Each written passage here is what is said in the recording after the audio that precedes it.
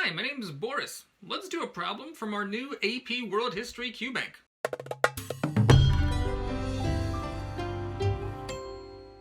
This table shows the increase in global population at various points from 1750 to 2012. Now, try the problem on your own first, pause the video while you work, and then we'll review it together.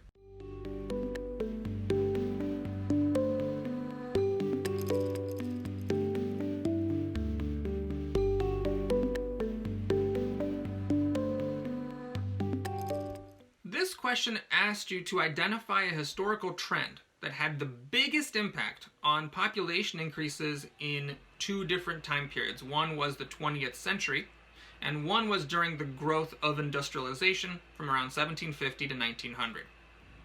This question does a great job illustrating why the AP World History exam is not always an exam of finicky historical knowledge. All you had to know to answer this question was a broad historical theme. So make sure that in your prep you focus on big themes, because sometimes they can give you points all by themselves without any backup of specific finicky details. The theme in this case is how did the population increase because of industrialization? And that was a combination of two things. Number one, mechanization, and number two, improvements in agricultural science, which increased food yields. The combination of better food yields and better mechanization reduced the need for people to actually labor manually on farms and increased the number of people who were then available to work in factories. The choice that referenced this major historical theme was choice B. So you could pick that choice and you could move on with the AP World History exam. That being said, the wrong answer choices are always worth reviewing. Make sure you always go over them in your review. Choice A is kind of like the backwards answer, because when industrialization took place, fewer people were needed to do manual labor, so there would not have been a need for larger family sizes. In fact, family size went down.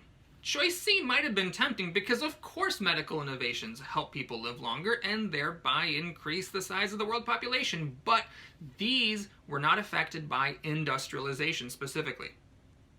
Finally, choice D talks about conquest and imperialism in Asia.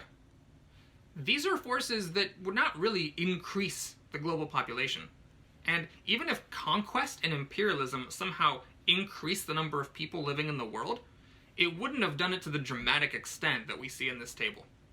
So the correct answer is choice B, and the big takeaway from this problem is know your themes. You don't have to memorize a million finicky details to get a good score on the AP World History exam. This question came from Kaplan's AP World History QBank.